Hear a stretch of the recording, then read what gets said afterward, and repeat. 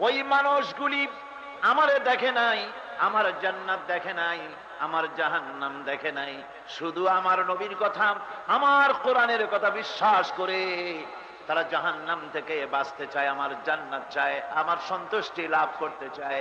ফেরেশতারা সাক্ষী থেকে যাও, ওই মাহফিলে যত লোক হাজির হয়েছে সবাইকে আমি ক্ষমা করে দিলাম।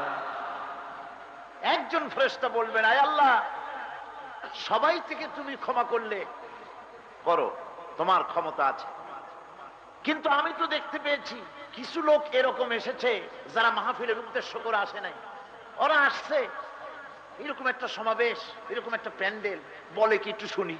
তারা আসছে ভিন্ন কাজে, মাহফিলের কাজে আসে নাই, শোনার নিয়ত করে আসে নাই। তুমি কি তাকেও মাফ করলে? আল্লাহ পাক বলেন, আমার রাসূল বলছেন, আল্লাহ পাক জবাবে বলেন, ফেরেশতারা, এটা কোরআনের মাহফিল, যেখানে কোরআন আলোচনা হয়, যেখানে আমার নবীর সুন্নাহর আলোচনা হয়, সেখান থেকে হতভাগ্য করে কাউকে ফিরায় দেয় না। এমন একটি মাহফিলে আমরা শরীক হয়েছি, মহব্বতের সাথে আলহামদুলিল্লাহ বলবেন না?